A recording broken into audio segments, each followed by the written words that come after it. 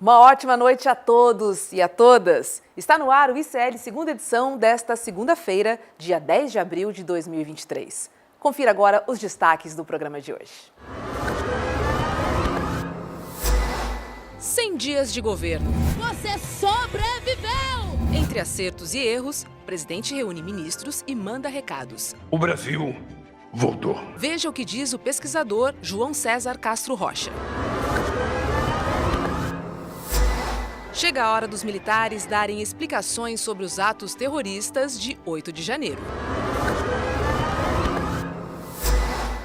Lula de malas prontas para viagem à China. Confira na análise do economista André Roncalha. E mais, o mercado financeiro com Débora Maganha e tem ainda a opinião de Chico Sá, Guga Noblar e César Callejon sobre os principais temas do dia.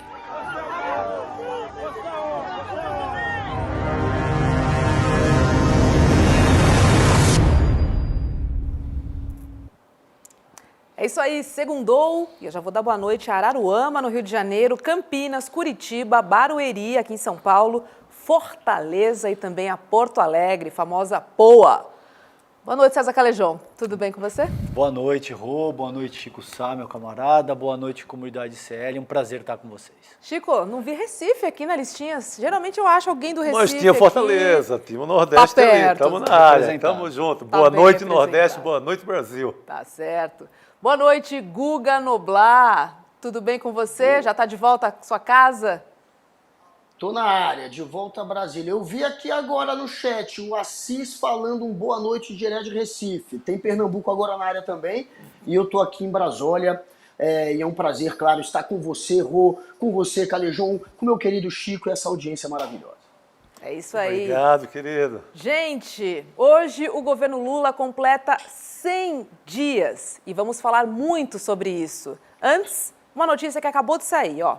A Polícia Federal vai tomar o depoimento de cerca de 80 militares do Exército sobre os atos antidemocráticos do dia 8 de janeiro, para aprofundar a investigação sobre a participação de integrantes das Forças Armadas.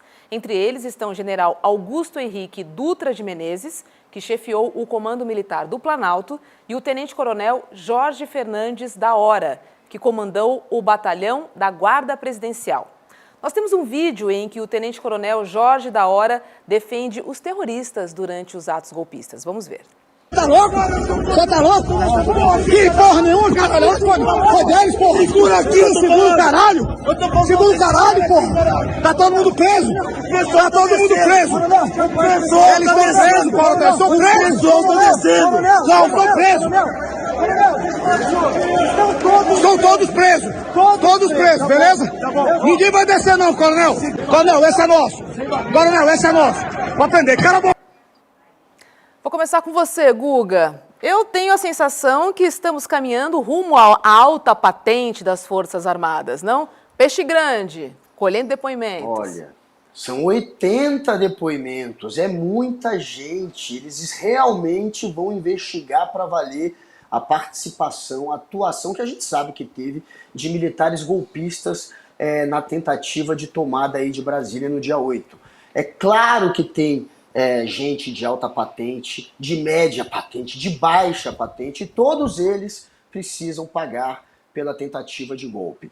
Esse aí que a gente vê agora é um esculacho. No meio de uma tentativa da polícia de conter o quebra-quebra, aquele ali, o Jorge Hora, atua a favor dos golpistas. Ele, que é um dos chefes do batalhão da Guarda Presidencial. E a gente sabe que a Guarda Presidencial, segundo o que já está apurando a mídia, o que tem vazado, é que atuou a favor dos golpistas. Dizem, inclusive, que eles escoltaram alguns golpistas para retirá-los dessa situação sem que eles fossem presos. Então tem que investigar. Tem o Dutra, que a gente chamou de Augusto aqui na chamada. Eu estou na dúvida se é Augusto ou se é Gustavo. Mas também é o chefe do Comando Militar do Planalto, que é outro que tem, esse sim, alta patente, um general. Então, estão chegando nos de alta patente e a gente sabe que tem alguns que estão do lado do Bolsonaro. Tem uma turma de alta patente que está ao lado do Bolsonaro que conspirou e que precisa pagar também. São 80, né? A gente não sabe todos os nomes ainda, mas é um número significativo e já é fruto da decisão do Xandão, do Alexandre de Moraes, que mandou a Justiça Civil investigar e julgar esse caso. Se tivesse na Justiça Militar, provavelmente não estariam avançando contra tanta gente, contra tantos militares e de alta patente. É isso aí. General Gustavo Henrique Dutra de Menezes. Chico Sá, vamos chegar no peixe grande? Será? Eu sempre coloco essa pergunta porque eu sempre fico com a pulga atrás da orelha. Essa é uma pergunta histórica do Brasil, né? Eu acho que desde ali do começo da colonização que a gente faz essa pergunta. Passar o golpe da República, aí avança para Getúlio, pula para 64, pula para o golpe de 2016, pula para agora, para a tentativa de golpe de 8 de janeiro, e a gente sempre fica com essa pergunta. Sua pergunta é historicamente muito correta, porque será que vai chegar nos generais? Mas me animou, essa lista agora me animou. Não é? Vamos sonhar um pouco. A gente não é nem uma Argentina, mas não custa nada punir um ou dois ali, meia dúzia, pelo menos para se aquietar, né? Para mostrar que tem um regulamento que militar não pode fazer campanha. Tira a farda, se filia lá o PL do Valdemar e vai fazer campanha. Bota o peito na praça pública e vai fazer campanha. Mas assim não. Pô, escondido ali atrás da farda, aí é covardia. E aí, César? Não, eu acho que o cerne da análise aí está nesse ponto que o Noblat mencionou, que é a dimensão inédita de trazer militares para serem julgados na justiça civil. Isso é muito importante porque desde a redemocratização do país, essa é a primeira vez que a gente tem tantos militares, muito possivelmente de alta patente, que escapam da própria justiça militar, o que é uma excrescência, Rô. É óbvio, veja, a função do direito é pacificar a sociedade.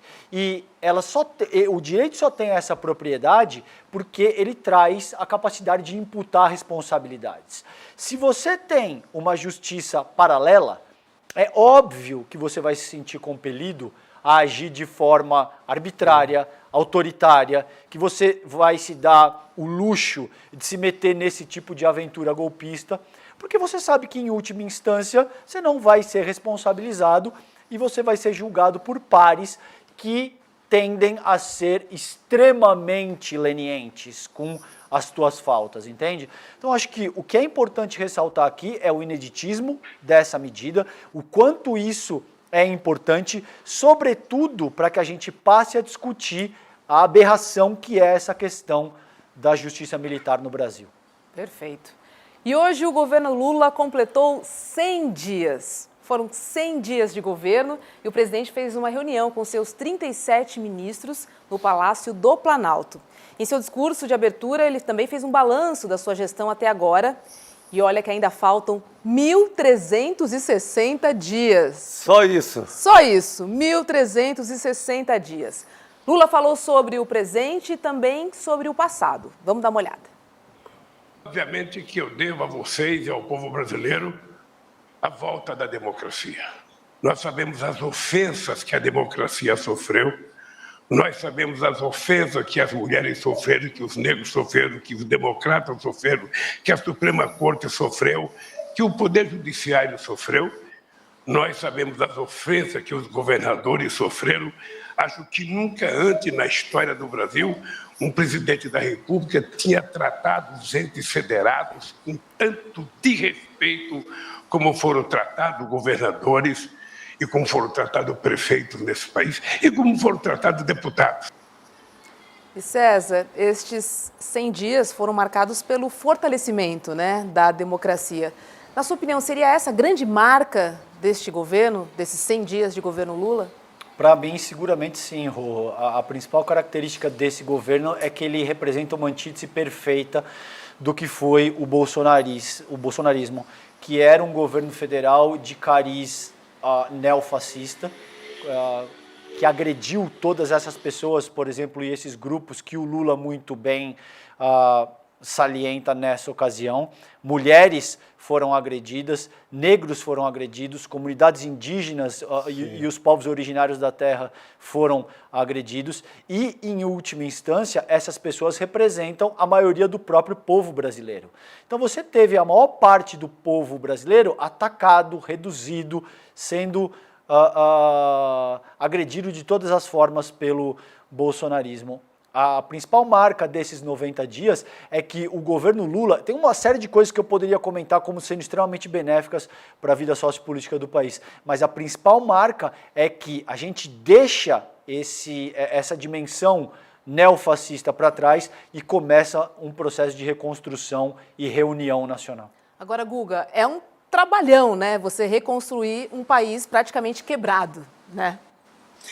Pois é, ele está pegando um país que ficou praticamente abandonado. Eu não digo abandonado por 4 anos, porque teria sido melhor apenas o Bolsonaro ter abandonado o Brasil, ter deixado o governo acéfalo, mas não foi o que aconteceu. Ele passou 4 anos tentando desmontar aquilo que já existia. É pior do que abandonar, ele passou 4 anos sabotando o que a gente tinha de positivo. Inclusive ele dizia isso, né? Que ele ia desmontar, que ele ia desfazer, que ele ia desconstruir. Ele falava isso, não estou criando. E ele fez, na prática. Ele atacou, ele desmontou os meios de se combater, por exemplo, o desmatamento. Ele atacou os meios de se fiscalizar a invasão de terra indígena.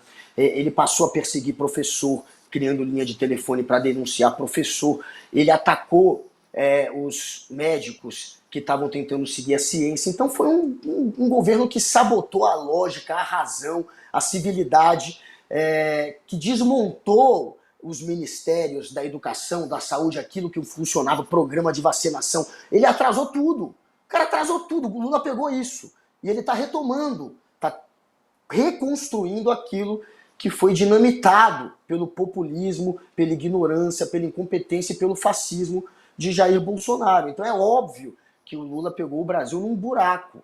Todo mundo sabia que quando o Lula virasse presidente não tinha como ser pior do que foi. Pelo menos para o Lula, ele sabe que está saindo do que há de pior. Então ele vai entregar algo de positivo. Ele vai entregar algo que será melhor recebido. Ele tem que, claro, se preocupar com o crescimento, ele tem que, claro, se preocupar com direitos humanos, com saúde, com educação, e ele está fazendo esse trabalho. Ele está criando a meta fiscal, o arcabouço fiscal, sem cair num populismo econômico que possa trazer um endividamento e que possa ser, enfim, fruto de crítica e de embate com a classe média ou com o mercado. Ele está fazendo de um jeito que ele está conseguindo jogar e sem polarizar politicamente. E, enfim, ele tá levando o Brasil para um novo ambiente. A gente tinha um ambiente de ódio político e agora ele já tem um presidente que dialoga com todos os lados, que volta a ser recebido pelos líderes internacionais, que volta a fazer o Brasil ter uma imagem internacional positiva, né? Já se reuniu com 25 ao longo de 100 dias. Enfim, é muito difícil pegar o Brasil de onde ele pegou.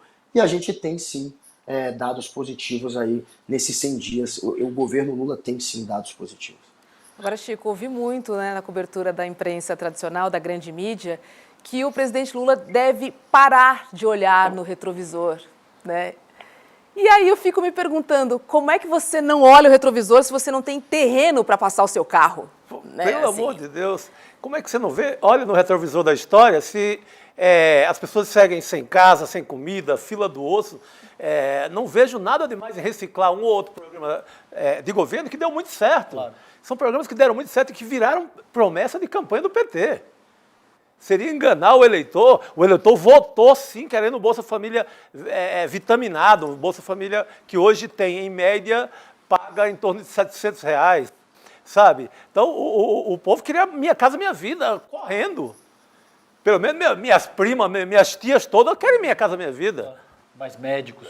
De São Mateus a Santana do Cariri, todo mundo quer. Bolsa do CNPq, mais médicos. Todo mundo quer mais médicos. Então, quando fala reciclagem no sentido de diminuir o programa, é sacanagem com o povão, com a massa de trabalhadores, com as classes populares do Brasil, que seguem precisando muito. Então, não vejo nada demais de se reciclar se o Brasil não resolveu. Pô, Tá certo. É o mínimo. E tem uma coisa assim, que eu acho que é um dado histórico, que é não permitir a extinção do povo Yanomami. Eu acho que corria risco de extinção do jeito que ia, com o garimpo jogando mercúrio na água que eles bebem e com bala, rifle, aquela carnificina toda. Então, tem muito o que mostrar, sabe? Tem muita coisa. Tem o salário mínimo acima da inflação pela primeira vez depois de 4 anos, no 1º de maio agora. Então, essa conversinha de que não fez nada, além de se livrar do fascismo, avançou pra caramba. Tá certo. E um ponto E muito dos criticado- golpistas.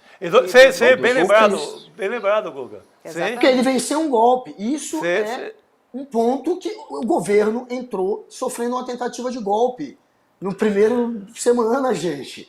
Teve que lidar com golpista, com político golpista, está lidando, com militar golpista, teve que trocar o comando do exército, teve que construir pontes com os militares, que parecia para muita gente que não teria como ser construída. Então, é claro que avançou muito, né? E num momento muito delicado do país. Bom, e um ponto que é muito criticado no governo Lula é a sua comunicação. Hoje ele relançou um slogan que foi utilizado pelo ex-presidente Michel Temer em 2018. Bota aqui na tela o slogan para a gente ver, olha só. O Brasil voltou para fazer mais por nossa gente. Esse é o slogan que ele relançou. Mas não parece estranho um governo relançar um slogan que já foi usado, principalmente quando a gente fala do governo Temer, né? Ele usou muito na campanha também esse mote, o Lula, né, que o Brasil vai voltar e tal. Poderia evitar, é um slogan muito genérico, né? Podia usar algo mais forte. É uma coisa muito inspirada em torcida, que é o campeão voltou, o campeão voltou, é por aí. Mas poderia ter evitado ou fortalecido, né? O Brasil voltou para melhor, o Brasil voltou para reconstruir, podia ter dado um tapa ali. Mas o slogan, na verdade, do governo é reconstrução, união e reconstrução. Esse é o da campanha agora, em cima dos 100 dias. Né? Mas vamos combinar que Poderia a comunicação evitar. precisa ser melhorada, né? Não falando só do slogan, mas Sim, não. pensando a aí... comunicação no geral, No geral. bateu muita cabeça. Teve ministro anunciando uma coisa, o presidente tendo que negar. Aí sim, aí eu acho que tem que treinar o time, tem que chamar ali e botar para ensaiar melhor. E o próprio uso nas redes sociais também, né? As ferramentas que o governo tem à disposição, ele poderia fazer um bom uso, né? Para chegar nas pessoas de uma maneira como a comunicação é feita hoje em dia. Não adianta aquela comunicação tradicional que ela não funciona mais. Exato, e veja, até por exemplo em comunicação corporativa você tem 2 grandes dimensões de comunicação. Você tem uma comunicação interna, que é aquela que você organiza os seus procedimentos internos e fala para o teu público interno. E você tem a comunicação externa, que é a forma como a empresa se apresenta para o mundo. Eu acho que o governo tem uma lição de casa forte para fazer nessas 2 searas. Na própria comunicação interna, passa por isso que o Chico colocou. Você precisa, o Lula vem tentando fazer isso, dizendo não façam nenhum anúncio de forma precipitada, alinhem essas questões com o Rui Costa, com a Casa Civil, antes de tomar qualquer medida frente à população de forma mais ampla, antes de divulgar isso para a imprensa, o que quer que seja. Isso é absolutamente fundamental. Você não pode ter o Lupe anunciando a redução do consignado e o governo ter que voltar atrás depois. Você não pode ter o Márcio França anunciando o programa de passagem aérea a R$200 e depois o programa não está bem redondinho. Você não pode ter essas coisas, por exemplo, o Silveira te dando conta de que vamos revogar a PPI e depois ter a Petrobras dizendo que não sabe do assunto. Isso cria desgaste. Isso cria uma série de tensões que são absolutamente evitáveis. Isso é no que diz respeito à comunicação interna. No que diz respeito à comunicação externa, me parece esse logo que a gente viu, por exemplo, que é assim que começou a nossa pauta, esse que está aí, o Brasil voltou, não me parece ser um logo ruim, não me parece ser um mote ruim, mas considerando que foi utilizado por um governo de caráter golpista, que é do Michel Temer, isso deveria ter sido evitado. Existe um sem número de outras possibilidades que podem ser exploradas e união e reconstrução, por exemplo, me parece muito mais adequado. Então, essa seara da comunicação é, a meu ver, o tema mais sensível do governo federal até esse ponto. Guga, a próxima fala do Lula eu vou jogar para você, porque ele também elogiou o ministro da Fazenda, Fernando Haddad. Vamos ver. Aqui, Haddad, de vez em quando, eu sei que você ouve algumas críticas. Eu tenho que elogiar você e a equipe que trabalharam, porque certamente em se tratando de economia, em se tratando de política tributária, a gente nunca vai ter 100% de solidariedade. Eu, essa semana, fiz um artigo muito ruim contra você e eu pensei em responder e o meu conciliador aqui, o Padilha, achou que não valia a pena, sabe? Era melhor ficar quieto, porque a compreensão da sociedade sobre o que foi feito vale mais do que uma crítica de uma pessoa. Tenho certeza que vai ser aprovado e tenho certeza que a gente vai colher os frutos que foram plantados na nossa proposta. Tenho certeza. Continue. Embora eu continue achando que 13,75 é muito alta a taxa de juros, continuo achando que estão brincando com o país. Brincando sobretudo com o povo pobre e sobretudo com os empresários que querem investir. Muita gente acha, presidente. Guga, na sua opinião, qual foi o recado político do presidente ao elogiar o ministro Fernando Haddad? O Haddad, ele está levando muita pedrada, né, de todos os lados. Agora, com esse arcabouço fiscal, essa meta fiscal que teve ele como chefe, como comandante disso, e essa sim pode virar a marca do governo Lula. O Lula sabe que está todo mundo cobrando dele uma marca. Qual é a marca do governo? A marca do governo Lula, por hora, é o que o Haddad entregou para o governo. É a meta fiscal. É um plano que você teria um teto mais alargado e um piso mínimo para investir no social. Seria uma espécie de atualização ali daquele teto que já está falido de gastos e que está sendo muito bem recebido, está sendo apoiado pelo mercado. E o Lula, quando teve os 2 primeiros governos dele, que ele colocou para comandar a área econômica pessoas que tinham um perfil que não era exatamente aquele que agradava mais à esquerda raiz, ele teve bons resultados. Então ele está apostando nisso. O Lula está acreditando no arcabouço, está apostando no que o Haddad entregou e sabe que esse pode ser a grande marca, né? Que estão perguntando qual é a marca. Essa pode virar a marca do governo, essa meta fiscal. Então, com essa fala do Lula, ele mostra que está sim do lado do Haddad e que apesar do Haddad estar com esse teto de vidro apanhando às vezes dos 2 lados, ele está conseguindo entregar aquilo que o presidente acredita. É isso que o Lula está passando com essa mensagem. Ele acredita no que o Haddad entregou e vai comprou e vai apostar nisso, e isso pode virar sim a marca do governo. Bom, daqui a pouco a gente vai conversar com o André Roncalha muito mais, né, sobre economia. Vamos dar um mergulho aí nessa fala do Lula sobre economia. Então fica aí, segura aí, porque agora é hora de conversar com outro convidado, que é o João César Castro Rocha, professor e pesquisador. Boa noite, João. Seja bem-vindo ao ICL Notícias, segunda edição. Na verdade, bom dia. Eu estou aqui na China, são 6 horas da manhã. Bom Uau, dia. Caiu da cama, João. Obrigada. Agora então vou reforçar. Obrigado por participar do programa às 6 horas da manhã. O professor já está adiantado para a notícia de amanhã, para a chegada do Lula, né? Na verdade, eu estou 11 horas na frente, Chico, então eu posso adiantar o que vai acontecer. Opa! Boa, garoto, direto do futuro. E, aliás, não é só, não é literal. A China é o futuro mesmo, de certa forma, né, professor? É verdade, é. Vamos começar a nossa aula de mandarim, né? E no seu discurso de hoje, na reunião ministerial, o presidente Lula falou dos seus 100 dias de governo, mas também do que será o futuro, já que estamos falando da China. Vamos dar uma olhada. Eu vou me reunir muitas vezes com vocês.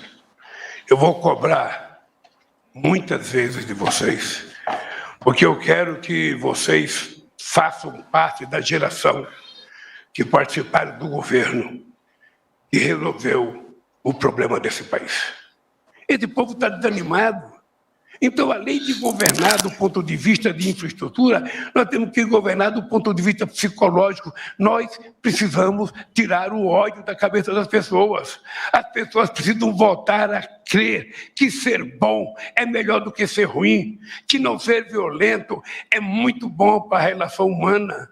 Ser solidário, ser afável, ser respeitoso, não aceitar ofensas baratas como a gente vê todo santo dia, em todos os lugares. Então, o nosso compromisso não é só fazer estrada, porto, aeroporto, fazer faculdade, fazer escola, não, é isso também. Mas percebe que nós temos uma tarefa a mais, gente, é de trazer o país de volta à civilidade. João, é um prazer falar contigo, querido. Para as pessoas que não conhecem, o Castro Rocha é uma fina flor aí entre os nossos intelectuais. Ele tem um trabalho muito forte sobre a guerra cultural e eu acho que isso vai muito ao encontro do que o Lula está propondo, né, nesse trecho que a gente ouviu agora, né, João? Como é que você entende a importância daquilo que ele transmite nessa fala sob o prisma daquilo que você preconiza no teu trabalho? Obrigado, César. Olha, eu fiquei muito feliz escutando essa fala do presidente Lula, porque revela um entendimento muito agudo da verdadeira situação brasileira. O que realmente, o pior legado do Bolsonaro, e veja que não é fácil determinar qual o pior legado, porque nós temos o primeiro-ministro Arthur Lira, um orçamento impossível, que era o orçamento que ele deixou para 2023, uma destruição completa das políticas públicas, uma destruição completa da máquina do Estado. Mas o que é de pior que o Bolsonaro deixou, que o bolsonarismo ainda mantém na cultura brasileira, é essa cultura do ódio, essa incapacidade total de lidar com a diversidade, com a diferença, é a destruição absoluta da noção mais elementar de espaço público, onde as pessoas conversam, e as pessoas só conversam porque não se repetem, porque elas têm ideias que não são as mesmas. Então, em alguma medida, essa fala do presidente Lula, dizendo que não apenas o que se trata de objetivo, construir estradas, retomar o desenvolvimento, como dizia o Chico Sá antes, voltar a aumentar o Bolsa Família, retomar o Nossa Casa, a Nossa Vida, retomar os mais médicos, que são medidas que não é uma volta ao passado, é uma volta à normalidade de um presente que nunca deveria ter sido rompido. Mas o que o presidente Lula disse, que o mais importante é recuperar, nas palavras deles, nas palavras do presidente, o psicológico do povo brasileiro, é uma profunda intuição do que de fato importa. A extrema-direita no mundo inteiro somente triunfa porque ela produz o tempo todo instabilidade, sobretudo instabilidade mental. A percepção do presidente Lula muito me alegra, é o caminho certo para retornar a civilidade. E, Roberta, depois de 4 anos de extrema-direita, depois de 4 anos de bolsonarismo, a possibilidade de dizer que nós retornamos à civilidade é de uma importância extraordinária. Talvez seja o maior legado dos primeiros 100 dias do governo Lula. Já vou passar aqui para os meus colegas. Só queria fazer uma pergunta muito direta, assim. Qual seria o remédio mais indicado para combater essa chaga, essa doença, professor? Olha, a médio e longo prazo, porque de imediato, o conselho que o Lula recebeu é absolutamente correto. Esquecer a figura daquele ex-juiz, não vou nem dizer o nome, esquecer aquele ex-juiz, que é de uma mediocridade exemplar, ele só tem holofote se for relacionado ao presidente Lula. Esquecer o seu nome, esquecer que ele existe. Em relação ao Bolsonaro, não mais mencionar sequer o nome de Jair Messias Bolsonaro. mencionar sempre a destruição que foi causada, porque é muito importante que a população brasileira compreenda que em 1 de janeiro de 2023, o que o governo da Frente Ampla assumiu como tarefa é nada menos do que reconstruir o país inteiro. É uma tarefa muito mais difícil do que 2003, de imediato. Ou seja, não fomentar o ódio, concentrar-se em tudo que é positivo, a médio e longo prazo, o que o governo Lula já está fazendo, que é resgatar as políticas de cultura, de ciência e de tecnologia. É muito importante, não é pouca coisa, Roberta. Nos primeiros 100 dias, o governo reajustou o valor das bolsas do CNPq e da CAPES, aumentou o número de bolsas do CNPq. Recordemos, bem rapidamente, Roberta, que no primeiro ano do governo Bolsonaro aconteceu uma aberração neste país. Houve uma bolsa muito importante do CNPq, que se chama Iniciação Científica, que é uma bolsa que forma futuros pesquisadores e futuros professores universitários. O governo Bolsonaro, pela primeira vez na história, retirou todos os cursos das humanidades da Bolsa de Iniciação Científica, o que é uma coisa absolutamente inédita na história do mundo, não apenas na história do Brasil. O governo Lula, nesse sentido, o Ministério da Cultura foi retomado. A ministra Margarete Menezes conta com uma dotação orçamentária que é recorde. Há 2 dias atrás foi lançado o prêmio Carolina Maria de Jesus para autoras mulheres. Então, há um conjunto de medidas nesses primeiros 100 dias que são medidas que podem ter um efeito muito importante a médio e longo prazo. Porque é uma coisa importante. Nós só vamos derrotar a extrema-direita se nós compreendermos que nós não derrotaremos a extrema-direita apenas no campo da política. Para derrotar a extrema-direita, nós precisamos investir no espaço mais generoso da polis, de um sonho de Brasil. É somente recolocando no coração das pessoas uma utopia de que o Brasil é possível, é que nós derrotamos o legado do Bolsonaro. Excelente, professor Chico Sá. Professor, eu vou aproveitar que você está na China, aí, no lugar da visita do Lula. E óbvio que a sua missão aí é universitária, você está em estudos acadêmicos. Para quem não sabe, o professor falar qualquer coisa da obra do Machado de Assis, ele é quem mais sabe no Brasil, ou um dos mais, é um grande crítico de cultura. Então, ele tem uma dimensão que vai da política às artes machadianas. Mas eu queria saber qual a expectativa da visita e o que você nota que seja possível da cooperação, além da venda de produtos, carne, materiais no geral. O que você acha que Brasil e China podem avançar, não só naquele varejão antigo, mas de exemplo para o mundo e dentro dessa nova configuração que parece que a gente vai ver de uma maneira mais séria agora do BRICS, tendo do outro lado os Estados Unidos, professor? Obrigado, Chico. Essa pergunta é tão importante, porque precisamente eu estou passando aqui agora 30 dias na Universidade Normal de Hunan e voltarei em agosto e setembro para mais 30 dias. A Universidade Normal de Hunan acabou de criar um departamento de português, tem 1 ano e já tem 21 alunos. O interesse na China pela América Latina como um todo e pelo Brasil em particular é um interesse muito grande.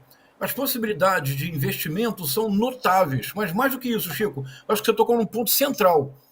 Há mais ou menos uma semana houve um anúncio muito importante do ponto de vista não apenas econômico, mas simbólico, de que o Brasil e a China cogitam de estabelecer relações comerciais sem utilizar o dólar. Isso é tão importante, Chico, do ponto de vista cultural, porque do ponto de vista cultural, nós estamos sempre, de uma forma ou de outra, direcionados para olhar apenas para os Estados Unidos e para uma pequena porção da Europa, ali o centro da Europa. Nós esquecemos que no mundo há várias possibilidades de construir relações culturais alternativas. Uma relação cultural entre Brasil e China, entre Brasil e o restante da América Hispânica, é algo tão importante, e boa parte da minha carreira eu tenho me dedicado a estabelecer essas pontes alternativas. Por exemplo, nós vamos publicar agora no Brasil, na UERJ, uma coleção de 17 ensaios apresentando para o público brasileiro a crítica literária para chinesa contemporâneas, todos autores vivos. Isso nunca foi feito, Chico. Nós estamos tentando agora fazer o mesmo na China. Por que nós não produzimos um livro ou uma coleção de livros para apresentar a cultura brasileira para a China? Isto é...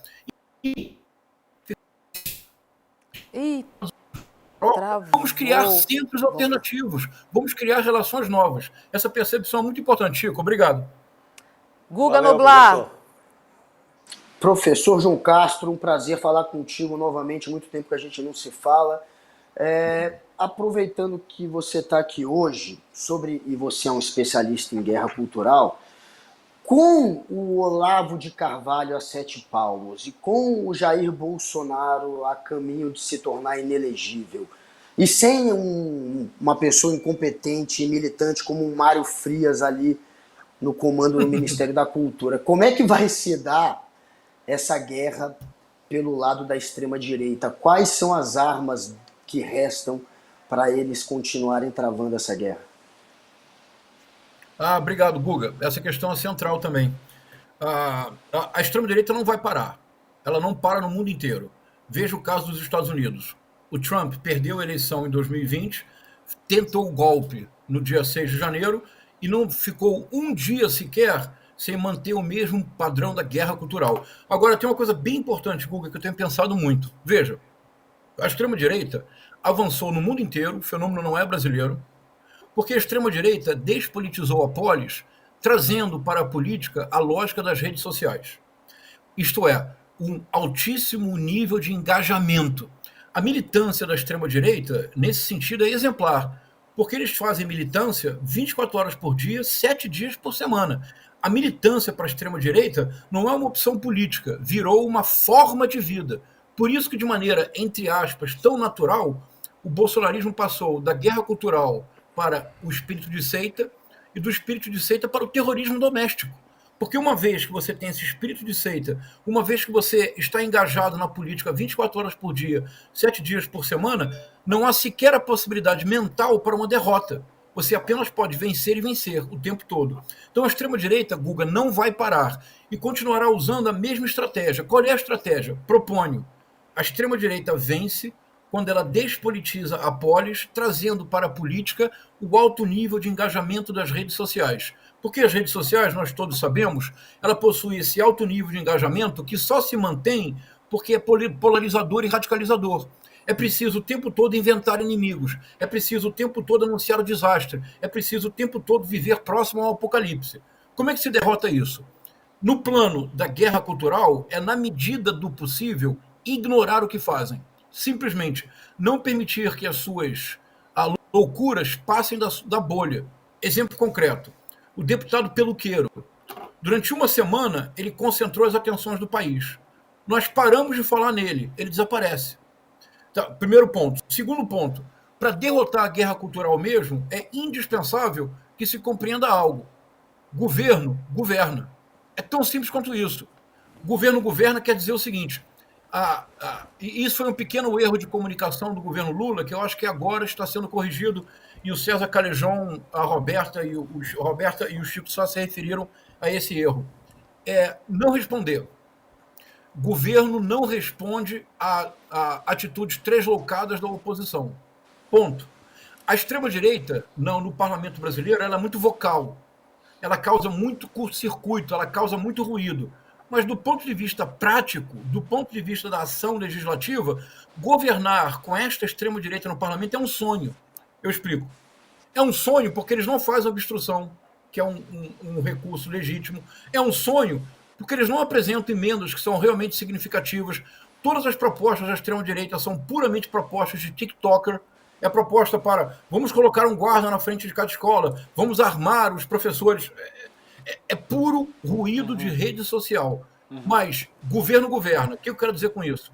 A verdadeira resposta para a extrema-direita em qualquer lugar do mundo é aferrar-se aos dados objetivos da realidade. O Bolsa Família hoje se aproxima de R$700. O UOL publicou, há uma semana atrás, uma matéria que a SECOM deveria ter divulgado e mais. A SECOM deveria preparar pequenos filmes com essas histórias. Foi a história de uma senhora que a base da história era dizer o seguinte, como ela recebe agora R$1.200 do Bolsa Família, porque ela recebe o Bolsa Família, ela é mãe solteira de 3 filhos, então ela recebe 2 vezes, então ela recebe R$1.200 de Bolsa Família, que no jantar e no almoço, ela pela primeira vez em muitos anos, ela pode escolher entre 2 proteínas, ela pode ter ovo, ou ela pode ter peixe, ou ela pode ter os 2, percebe, Guga? Guerra cultural não mata a fome de ninguém. Agora, você colocar no prato da pessoa todos os dias, um pedaço de carne, a possibilidade de um peixe, ovos, você aumentar o número de médicos no país como um todo, você voltar a ter um programa um programa de moradia, você ter um programa, fortalecer o SUS. Essas são as verdadeiras políticas de combate à guerra cultural. A guerra cultural tem em si mesmo uma armadilha, que é o seguinte: os políticos ligados à guerra cultural, eles não são líderes. Isso é bem importante, Guga, que eu demorei a compreender. Um político que tem como base a guerra cultural, ele não é um líder. Ele é liderado pelo ódio que cria. Uau. Porque se ele volta Forte, muito bom. 1 milímetro... Forte. Não é isso, Chico? Muito bom. Ele não é um líder. Líder é o presidente Lula. Porque o presidente Lula diz: nós precisamos diminuir a taxa de juros. E a sociedade hoje concorda com o presidente Lula. Isso é um líder, porque ele está contrariando interesses poderosos. Mas o Bolsonaro nunca foi um líder, porque ele era liderado pelo ódio que ele cria. É uma armadilha. Nós não podemos nunca cair nesta armadilha. Nós queremos reconstruir o país, nós temos como base um amor profundo ao povo brasileiro, um amor profundo à ideia de um Brasil que nós vamos construir. Nós temos que governar, temos, sobretudo, que encontrar uma forma de comunicar ao povo brasileiro tudo que está sendo feito de bom. Por exemplo, essa história que me comoveu muito, uma mulher que a vida dela muda porque ela pode oferecer para os filhos 2 proteínas. Guga, isso é Brasil. Então, por exemplo, a SECOM poderia fazer pequenos filmes de 2 a 3 minutos com essas histórias. Imagina a emoção de uma pessoa que, depois de anos do programa ter sido descontinuado, recebe uma casa. Guga, para o povo brasileiro receber uma casa é uma coisa quase que inacreditável, é muito. Que o Brasil volta, por exemplo, vai voltar ao programa Mais Médicos, que a SECOM faça filmes lá entre os Yanomamis, lá no interior do sertão brasileiro, mostrando que a presença de um médico que não havia muda a vida das pessoas. Então, para vencer a guerra cultural, de fato, Guga, é não cair na armadilha da guerra cultural. A guerra cultural é uma armadilha do ódio. Você pode até vencer com a guerra cultural, mas você já começa derrotado. Muito bom, e só um pequeno parênteses, essa dinâmica que o João aponta, ela é tão efetiva que a gente teve veículos de comunicação inteiros que se tornaram refém dessa dinâmica que o João está propondo aí. Só queria dizer, eu aproveitar aqui a audiência, um pequeno parênteses, o Castro Rocha me convidou para participar de um livro que ele organizou, que é o Tudo por um Triz, entre a civilização e a barbárie, então eu recomendo que as pessoas pesquisem. E em 10 segundinhos, porque a gente está encerrando aqui, João, você está lançando um livro novo também, né? Qual é o nome do livro que você está lançando agora? Obrigado, César. Obrigado. Pela Editora Autêntica, o livro se chama Bolsonarismo, da Guerra Cultural ao Terrorismo Doméstico. O que eu procuro tentar mostrar é que nós não podemos cristalizar a imagem do bolsonarismo apenas como guerra cultural. Houve uma mudança muito importante no bolsonarismo com o princípio da pandemia, que foi a transformação da guerra cultural de disputa narrativa em forma de vida, o que já era o princípio da seita.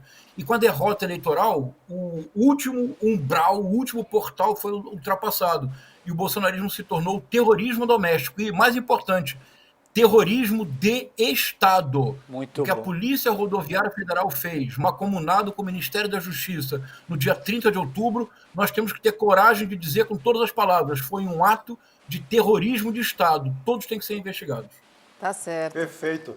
João, você quer fazer? Não, eu queria só citar o nome da Márcia Maria da Silva, 31 anos, essa dona de casa. Obrigado. Que o professor nos trouxe como personagem que mudou a vida já com esse Bolsa Família de janeiro para cá. Muito importante. Uma matéria do Carlos Madeiro no UOL. Essa sua proposta de Obrigado, humanizar Chico. as ações, né, do governo, acho que ela é extremamente importante. Claro. E é algo muito utilizado no jornalismo. Dá Né? Você nome, busca dá um personagem, nome. Tem gente por trás daquele número, né? Exatamente. Bota para falar. Exatamente. traz para a roda, né? Exatamente. Fica muito mais próximo da sociedade. Muito bom, João, muito obrigada, viu, por participar aqui do ICL segunda edição. Um bom dia para você aí na China. E os próximos dias prometem, hein? Brasileiros na área, vai estar agitado por aí. Obrigado. O dia agora começa aqui na China. Um prazer falar com vocês. Muito obrigado. Um abraço. Tchau, tchau. Até Tchau, mais, querido. Um abraço. Valeu, tchau, João. tchau. Bom, hoje o presidente Lula, em seu discurso de 100 dias, falou muito de economia. e da necessidade de investimentos públicos. Vamos ver e na volta tem André Roncalha conversando com a gente. Eu pensei em convidar o BNDES, o BASA, o BNB, o Banco do Brasil, a Caixa Econômica, porque nós precisamos criar na sociedade brasileira a ideia de que esses bancos são públicos e que esses bancos têm uma finalidade diferente dos bancos privados. A gente não quer que esses bancos percam dinheiro. A gente não quer que esses bancos sejam deficitários. Mas esses bancos não podem emprestar dinheiro às mesmas custas dos bancos particulares. Nós já tivemos boas experiências, extraordinárias experiências com esses bancos. O BNDES já teve muito mais dinheiro do que tem agora, porque todo o dinheiro que o BNDES tinha foi devolvido para o Tesouro. Tesouro mão de vaca, pô, só quer receber dinheiro. O que eu quero é que os bancos entendam o seguinte, ó, dinheiro bom não é dinheiro guardado em cofre. Dinheiro bom é dinheiro gerando obra, gerando desenvolvimento, gerando emprego. É isso que é um dinheiro importante para o país. Obviamente, com a responsabilidade que nós temos que ter, porque também a gente não pode gastar de forma desenfreada e desorientada. Importante recado. André Roncaglia, é um prazer falar contigo. Boa noite, querido. Essa fala do Lula, André, gostaria que você avaliasse, porque ela é de suma importância, considerando que, por exemplo, na China, a China criou uma rede de bancos estatais que foram capazes de subsidiar o desenvolvimento do próprio país, né? Então a gente tem uma história forte ali que vai ao encontro disso que o Lula está propondo, e me parece um aspecto importante do nosso próprio desenvolvimento nacional, não? Como é que você avalia? Boa noite, querido. Bom, boa noite, pessoal. Boa noite a todo mundo que nos acompanha aqui. Como sempre, um prazer estar aqui com vocês. Bom, certamente, Calejão, não apenas a China, como vários países da Europa e os próprios Estados Unidos utilizam uma série de subsídios, uma série de incentivos para desenvolver sua indústria, desenvolver atividade econômica, desde o micro, pequeno empreendedor até as grandes empresas, né, que muitas vezes são chamadas de campeãs nacionais de maneira pejorativa aqui no Brasil, mas certamente não são de maneira pejorativa lá no hemisfério norte, que usam isso, né, os países usam isso de maneira bastante explícita. Então, eu acho que a fala do Lula, novamente, são 100 dias de governo, a gente está celebrando a renovação do civismo, né, a reconstrução da capacidade do Estado de atuar de maneira equilibrada, de atuar de maneira democrática na nossa sociedade, não olhando apenas para quem está no topo da distribuição, para quem está lá no condado da Faria Lima, mas olhando para quem está na base da distribuição. E é um governo que já deixa muito nítido qual vai ser o objetivo da sua atuação. Então é usar os bancos públicos para ajudar, né, tanto pequenos empreendedores quanto ajudar empresas brasileiras a aumentar sua produtividade, auxiliar, né, as famílias endividadas. A gente tem possivelmente 37 milhões de famílias que vão participar do programa Desenrola, que vai aliviar, né, fazer esse grande refinanciamento de dívida das famílias, vai ajudar a resgatar a atividade econômica no país nos próximos anos, certamente nesse já também, se for rapidamente aprovado. Então, a ideia de usar os bancos públicos e os bancos de desenvolvimento para destravar a atividade, para fazer com que a gente invista em setores-chave, não é novidade no hemisfério norte. Você usou o caso da China, que faz isso de maneira muito ampla, muito abrangente, utilizando todas as ferramentas que eles podem para justamente alçar toda a produtividade, alcançar aquilo que está difundido na sociedade, na forma de inventividade da sua população, na forma de criatividade do seu povo. E o Brasil agora inicia esse caminho. É uma trajetória difícil, ela vem com muitos obstáculos, a gente ainda vai discutir bastante sobre isso aqui, mas eu acho que é uma sinalização importante que o Lula deu hoje, já avisando que a gente está mudando a rota que a gente vinha, né, seguindo nos últimos 4 anos. Perfeito. André, o presidente Lula embarca amanhã para a China. Queria entender com você qual a importância na ótica da economia desta viagem, especificamente. Ela ela é imensa, né? Uma reorientação da política externa brasileira. O Lula novamente resgatou o bordão das suas duas primeiras gestões, né? Uma política externa ativa e altiva. É uma política externa que justamente não tem alinhamento automático, como a gente viu nos últimos 4 anos. O presidente da República do Brasil, com a mão no peito, honrando, né? Fazendo uma homenagem à bandeira norte-americana. A gente não vai ver isso aqui. A gente vai ver o Brasil justamente tentando reconstruir a união da América Latina. Então, novamente, a reedição e, vamos dizer, o resgate e restauração da Unasul, que é um órgão importante de articulação das economias e dos países da América do Sul, foi feita agora, no final da semana passada. E a ida do Lula para a China, com uma agenda muito mais sólida, muito mais diversa do que aquela que ele levou numa visita quase que mais pro forma para os Estados Unidos, mas mantendo uma relação diplomática construtiva com Joseph Biden. No caso da China, agora ganha, na minha visão, um corpo de desenvolvimento muito mais abrangente. Primeiro, porque o Lula leva uma agenda de compartilhamento de tecnologia, de entrar no chinês, de ampliar os investimentos em infraestrutura mundo afora. E isso é importante porque, articulando com a América do Sul, formando um bloco regional forte, a relação com a China muda, ela deixa de ser uma relação de ameaça em que, né, empresas chinesas vão ocupando o território aqui na Argentina, no Paraguai, nas relações comerciais, e se torna mais uma relação de compartilhamento de tecnologia, de compartilhamento em projetos de infraestrutura. De cada $100 que a gente exporta, 25 vão para a China. Então é o nosso maior parceiro comercial. A gente tem a possibilidade de aumentar muito as exportações na área de proteína animal, na área de minério de ferro. Existem, evidentemente, muitas outras possibilidades para além dessas, e eu acho que o Lula está levando lá em termos de agenda é resgatar a capacidade do Brasil de investir na área de energias limpas, na transição ecológica, principalmente na área de transporte. A China vem fazendo um trabalho fenomenal na última década, pelo menos, de expandir a rede de ferrovias, né, de trens-bala, trens de alta velocidade, que já levaram desenvolvimento para várias áreas do território chinês, e o Brasil certamente tem um potencial imenso nessa linha. Eu acho que infelizmente não tem sido salientado por parte do governo essa linha de desenvolvimento das ferrovias, mas eu espero que a ida do Lula lá desenvolva um pouco esse canal, que tem tudo para ser muito promissor para a nossa economia. André, aproveitando que você falou em dólar, Brasil e China falam em não utilizar mais a moeda norte-americana em suas transações. Queria entender o que isso significa e se a gente deve chamar mesmo de não usar mais esta moeda. E que moeda seria essa? E se podemos chamar de moeda, inclusive, né? A China vem fazendo já tem algum tempo o desenvolvimento de um sistema de pagamentos à parte, que ele chama CIPS, e ele basicamente permite que a China faça transações comerciais com outros países usando o yuan, né, a moeda local deles, o renminbi, como se coloca muitas vezes, e o Brasil entraria então nessa rede. Já tem mais de 100 países nesse sistema de pagamento.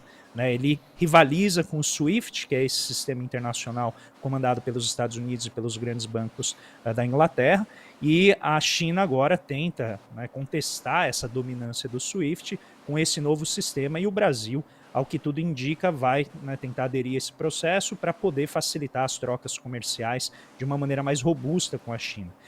Isso faz parte desse processo de questionamento e contestação da hegemonia do dólar, do ponto de vista internacional, da regulação monetária, na medida em que a própria atuação dos Estados Unidos vai sancionando, né, gerando sanções econômicas, comerciais, militares sobre vários países. Isso acaba, então, fortalecendo a união e a aliança de países que sofrem essas sanções e, obviamente, eles se deslocam na direção desse polo, né, geopolítico, que é a China emergente contestando o poder dos Estados Unidos. Do ponto de vista diplomático, eu acho que isso coloca desafios para o Brasil, porque nunca é simples você questionar, né, um poder como o dos norte-americanos. A gente tem uma longa história de dificuldades de intervenção norte-americana aqui no país. Eles, inclusive, deixam isso muito claro, né, para eles é muito importante ter a aliança dos Estados Unidos. Então, essa política de não alinhamento automático, ela traz desafios, e eu acho que o Lula tem a capacidade de articular, né, justamente os interesses sul-americanos nesse processo, mas, novamente, andar no gelo fino, porque a gente está falando de um processo geopolítico bastante tenso, né, com a cada vez mais tensões emergindo tanto nas relações ali da Rússia com o restante do mundo e com relação à OTAN, e também ali no Estreito de Taiwan, com todas as tensões que a gente nunca sabe se elas são inflamadas ou elas efetivamente estão crescendo, no que diz respeito, né, ao papel dos Estados Unidos na liberdade, na independência ali, a autonomia de Taiwan. Então, com base nisso, acho que o Lula faz uma aposta que me parece, na minha visão, correta, de não alinhar automaticamente e explorar ao máximo os benefícios que o Brasil pode tirar e a região, né, da América do Sul pode retirar dessa concorrência agora no plano internacional. Que aula. Obrigada, André Roncalha. Obrigada, sempre bom te receber aqui no ICL segunda edição. Uma boa noite para você. Obrigado, queridos. Um abraço para todos, boa noite para vocês. Boa noite, André. Boa noite. Tá todo mundo na maior expectativa, né, dessa viagem e do que ela vai gerar, falou né? Em ferrovia, os governadores do Nordeste, que já alguns foram naquela primeira ida, quando o Lula acabou não indo, tem muita... Quem entende de ferrovia no Nordeste está muito animado com o investimento chinês nesse campo, de ter bons trens. É uma vergonha o Brasil, né? Viver só com pneu de ônibus e avião. Pô, cadê os trens? Nem transporte marítimo, nada, né? Assim, pô. E poderíamos, verdade, aproveitar bastante. Vai lá, Guga, respirou para falar? Ou posso mandar o meu destaque aqui? Pode mandar só um detalhe. Só um detalhe, e a velocidade com que eles remarcaram, né, essa viagem, porque ficou essa dúvida, será que agora o Lula vai ser recebido pelo governo chinês em breve, ou será que vai demorar? Se demorasse, o tempo, né, que fosse demorar isso é mais ou menos o tamanho do prestígio do Lula. E como foi muito rápido que eles reorganizaram essa viagem, isso foi mais um sinal do prestígio dele junto ao governo chinês. Era só esse detalhe. Bem lembrado, bem lembrado. Bom, eu vou trazer hoje no destaque 2 casos de racismo que aconteceram na sexta-feira, e ambos envolvendo a rede de supermercados Carrefour. O primeiro aconteceu com a professora Isabel Oliveira, que foi ao supermercado comprar fórmula, né, leite para sua filha no supermercado, e começou a ser perseguida por um segurança. Eu, como uma mulher preta, posso dizer que isso já aconteceu comigo várias vezes. Isso é muito frequente, é muito comum. E é um constrangimento de verdade, assim, você entrar no supermercado e você olhar, ter pessoas te seguindo, pessoas te vigiando, pessoas mandando mensagem para o rádio, via HT, enfim, para quem quer que seja. E aí a professora, num ato de repúdio mesmo, eu acho que foi a maneira que ela conseguiu se expressar, porque isso dói demais, ela saiu do supermercado e depois entrou, escreveu, eu sou uma ameaça no seu corpo, e entrou de novo no supermercado e ficou de calcinha e sutiã, né, para mostrar que ela não estava levando nada, né? Ela só realmente queria levar o leite para o seu filho, comprar o leite para o seu filho. Assim, muito me dói, assim, porque, enfim, é uma situação que tem acontecido com muita frequência, principalmente quando a gente fala dessa rede de supermercados, assim, e nada foi feito, né? É espancamento, é caso de racismo, demitem a pessoa, aí mandam aquela notinha fria e burocrática, mas nada é feito, nada é feito. E na mesma rede Carrefour, né, foi acusada pelo marido da bicampeã olímpica, Fabiana Claudino, também de racismo em Alphaville. Ele tentou ir num caixa, a caixa falou, não, aqui você não pode passar porque é um caixa preferencial. Ele, muito bem, foi para outra fila. Quando ele virou, tinha uma pessoa branca sendo atendida naquele caixa preferencial que estava vazio. Juro, dói demais, gente, dói demais. Pelo amor de Deus. Não tem... Assim, eu entendi que a reação dela, assim, eu fico feliz que ela tenha conseguido se expressar de alguma forma, sabe? Claro. Porque geralmente a gente engole. Sim. É muito ruim. Calejão, vai lá, você. Bom, o meu, só acrescentando a essa tua pauta, que isso precisa mexer no bolso dessas grandes redes, porque é a única linguagem e a única lógica que eles conhecem. Se a gente fica só emitindo nota de repúdio e tal, o que é absolutamente necessário, essas pessoas não mudam. Então você está vendo que esse tipo de coisa, o Carrefour é reincidente nesse tipo de questão. Se eles começam a pagar 10, 15 milhões de reais por cada vez que isso acontece, você pode ter certeza que eles vão tomar as medidas adequadas para que esse tipo de coisa não seja superado. Então fica aí o meu apelo. O meu destaque é considerando a Associação Nacional dos Petroleiros Acionistas Minoritários, que está entrando com uma ação na CVM, que é a Comissão de Valores Mobiliários, e junto ao TCU também, o Tribunal de Contas da União, para rever essa questão da Petrosix. Esse, seguramente vocês lembram, é um caso que o Leandro Demore trouxe com exclusividade aqui no ICL na semana passada e que dá conta de como o pai da Gabriela Hardt, a juíza da Lava Jato, está envolvido num escândalo de espionagem industrial. Então, de forma muito resumida, a Petrosix inventou uma tecnologia para lidar com o xisto, gás xisto, e isso foi aí comercializado com Forbes e Manhattan, um banco canadense, e ao que tudo indica, a própria empresa foi subtraída dessa tecnologia. Agora, o que está em jogo aqui não é só uma empresa. A Petrobras é a maior estatal do país, essa é uma tecnologia absolutamente disruptiva.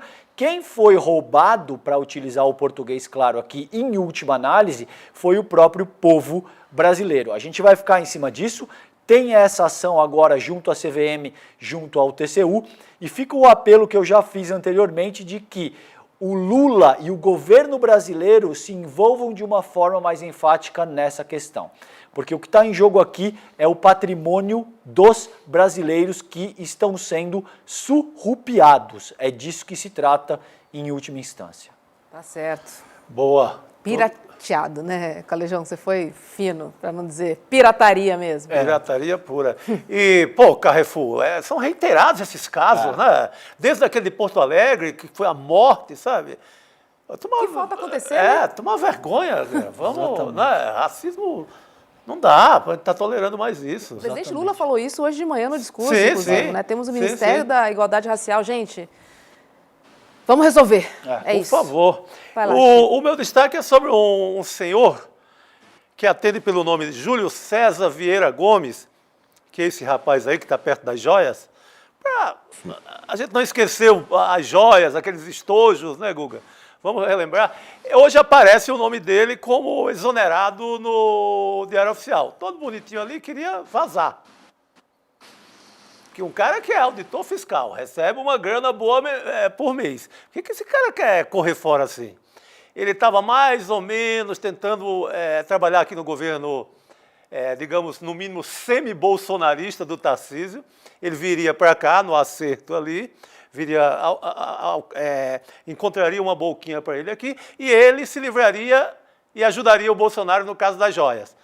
Mas aí a Receita Federal falou, opa, tem alguma coisa estranha aqui. Enquanto estiver rolando o inquérito, a investigação interna, você não pode cair fora, não pode ser exonerado. Vai ter que prestar conta.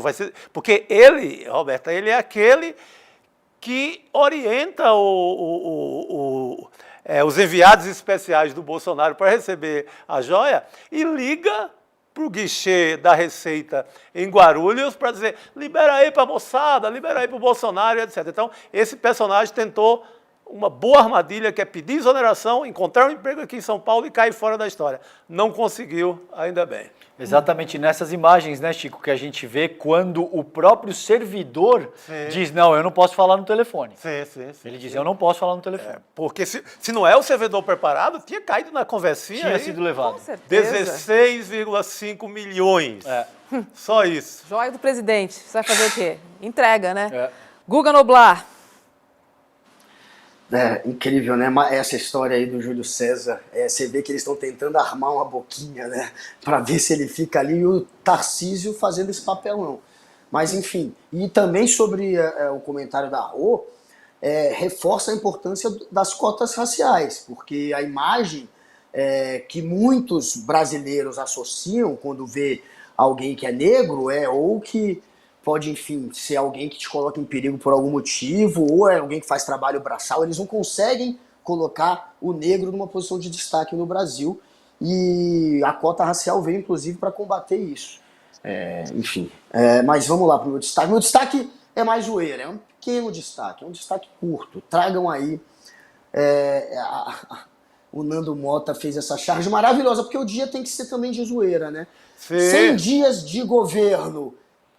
Pensar que nem tivemos isso nos últimos 4 anos, porque agora a gente está debatendo quais são os dados positivos de 100 dias de governo Lula, mas a realidade é que ficou 4 anos sem um governo. Essa é a piada da charge. A gente ficou 4 anos na mão de um cidadão que, por um grande momento do mandato dele, ele se comportou como uma espécie de rainha da Inglaterra, deixando o Centrão fazer o que quisesse. E quando ele fazia alguma coisa, era desmontar o país. Então, depois de 4 anos de fiasco bolsonarista, agora a gente tem 100 dias já para debater o que tem de positivo. E tem sim muita coisa positiva, como a gente falou. Sigam o Nando, @desenhosnando no Twitter, é um cara muito legal. E por falar em Twitter, para terminar, eu sei que a gente já está enchendo o saco, eu e o Calejão, pedindo voto aqui toda semana. Mas isso termina amanhã. Não, imagina. Nem um pouco. Galera, eu acho que ou termina amanhã ou termina depois de amanhã. No máximo na quarta, então votem, porque os bolsominions estão tentando fazer um trabalho de ataque em cima da gente. Calejão, ainda bem que está ali ainda muito bem posicionado em terceiro. Eu estou em nono, a gente está entre os 10, portanto, finalistas. Votem na equipe do ICL para permanecer entre os 10. Na categoria jornalista influenciador que a gente está pedindo voto. Então, corram para essa categoria e ajudem a gente a chegar nessa final. Tem o Maldonado, que também está lá na frente. Tem, o Calejão também e eu. Vamos lá, ajudem a gente. Tem mais gente também, mas a gente que está ali entre os 10. Deixa a gente entre os 10 e mostrem a força do ICL. Vamos atropelar essa cambada de bolsominion. E vocês já estão atropelando. Muito obrigado aí pelos votos que vocês já deram. Valeu, galera. Valeu, Calejão. Valeu, Rô. E valeu, Chico. Tamo juntos. Não é por nada não, mas... Deixa com a gente, Guga. Vamos apertar o dedo aí, sentar o dedo. Não é por nada não, mas só dá ICL2 aí, hein? Meu Deus do céu. Mas também tem o Edu Moreira na categoria de economia. Tá certo. Mas ICL ali, ó. Em cima, né? É isso aí. Em cima, no topo. Vamos chamar a Débora Maganha para entender como é que foi, como é que reagiu, o que aconteceu no mercado financeiro hoje. Antes, vou me despedir do Guga. Tá liberado, Guga. Boa noite para você. Galera, um beijo. Beijo, querido. Tchau, Valeu, querido. boa noite. Até amanhã. Agora sim, olha só, Débora. Boa noite.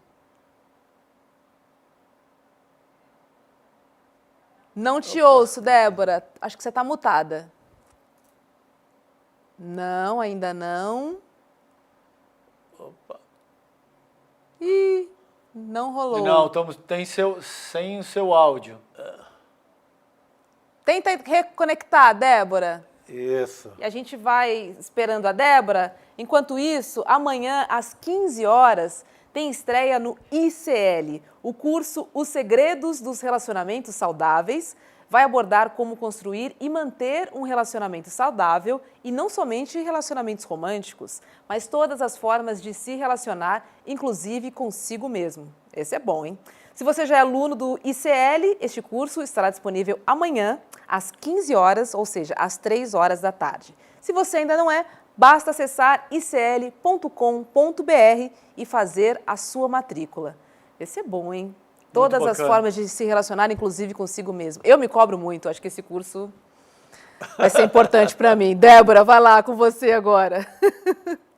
Boa noite, Roberta, Chico e Calejão. Vocês estão me ouvindo bem? Boa noite, agora perfeitamente, sim, querida. Agora sim, então vamos lá. Hoje os mercados ficaram ligados lá nos Estados Unidos. Tá? Isso porque a sexta-feira, quando os mercados ficaram fechados por causa da Páscoa, foi divulgado o payroll, que é conhecido por mostrar o ritmo da economia dos Estados Unidos por meio do mercado de trabalho. O desemprego caiu para 3,5% e era esperado que ele ficasse maior, em 3,6%, igual ao mês passado. Esses dados, pessoal, apontaram que o mercado de trabalho ainda está consistente e que o país não deve ter uma trégua tão cedo no seu aperto monetário. O monitoramento do CME Group mostrou que a chance de aumento de 0,25 ponto percentual depois do payroll foi para 69%, enquanto a manutenção dos juros como estão hoje ficou em 31%. Essas expectativas por um aumento maior nos juros, né? Então, como vocês podem ver aí no gráfico, a parte em azul é o 69% do 0,25 ponto percentual e a manutenção aí ficou em 31% nessa área em vermelho. Tá? Então, mudou bastante aí por conta justamente do payroll. Essas expectativas por um aumento dos juros fizeram com que a Nasdaq fechasse próxima a zero, com queda de 0,03%, e por aqui o dia foi de menos negociações e o mercado acabou mantendo no radar a divulgação do IPCA, né, que acontece na terça-feira, e da inflação ao consumidor dos Estados Unidos, que vai acontecer na quarta. O mercado ficou mais tímido, monitorando essas expectativas, e o dia foi de recuperação parcial das perdas registradas nos últimos dias. A Sabesp ficou entre as maiores perdas hoje, apesar de que aqui em São Paulo a gente tem um governador que gosta de ficar dando umas marretadas lá na B3. O Tarcísio afirmou, caso ocorra a privatização da companhia, isso não resultaria na venda da participação total do Estado, o que acabou desanimando aqueles investidores que estão de olho na empresa. Aqui vale aquele lembrete, pessoal, nem sempre o que o mercado vê como positivo é bom para a população, que inclusive tem sua maioria contra a venda da Sabesp. Deixar água e saneamento seguindo essa lógica de mercado, na busca de lucro a todo custo, prejudicaria muito a população, especialmente aquela de maior vulnerabilidade, mas favorece quem? O mercado, né, que colocaria suas mãos numa empresa lucrativa, de necessidade da população e que foi construída com o dinheiro de todos. Completo absurdo aqui, viu, Roberto? Com certeza. E ele doido para quebrar o martelo, né? Para marretar a cabeça dos paulistas. Só para lembrar, essa mesma Sabesp vai aumentar a água agora em quase 10%, já porque a Sabesp já é, não é, Débora? Ela já é semi-privatizada, né? Ela já ajuda muito acionista por aí, né? Por isso tem que aumentar a água da Dona Maria lá da Zona Leste. Exatamente, ela é uma empresa que a gente chama de mista, né? Porque ela tem parte nas mãos do Estado e parte que está já na mão do mercado. Essa movimentação aumentaria essa parcela do mercado, mas, segundo aí o Tarcísio, ainda manteria parte do Estado, que foi o que desanimou os investidores. Mas é justamente isso, essa lógica já é perseguida e pioraria ainda mais. Tá certo. Perfeito. Débora Maganha, a gente se encontra amanhã aqui no ICL Segunda Edição. Beijo, boa noite para você. Um beijo para vocês também. E a programação do ICL só aumenta, então amanhã, às 7 da manhã, tem Desperta ICL com Leandro Demore, às 7 da manhã. Hoje, Leandro arrasou na estreia, foi maravilhosa. Eu só estava dirigindo, só acompanhei, só fui ouvindo, mas, Leandro, começou com os dois pés. Merecido, Demore. Você é um craque, parabéns pela tua coragem, pela tua técnica. Você merece esse sucesso que você está tendo com o teu programa. Imperdível, 7 horas da manhã, Desperta ICL, de segunda a sexta. É isso aí, ele vai lendo as principais notícias, né, do dia, dos jornais nacionais e internacionais, ou seja, comece amanhã muito bem informado e na melhor companhia. Às 7 horas da manhã. E depois, às 8, tem ICL Primeira Edição, com Vivian Mesquita, Eduardo Moreira e William De Luca, das 8 às 10h30, correto? Está escrito às 8 às 11, mas mudou o horário do programa? Não, né?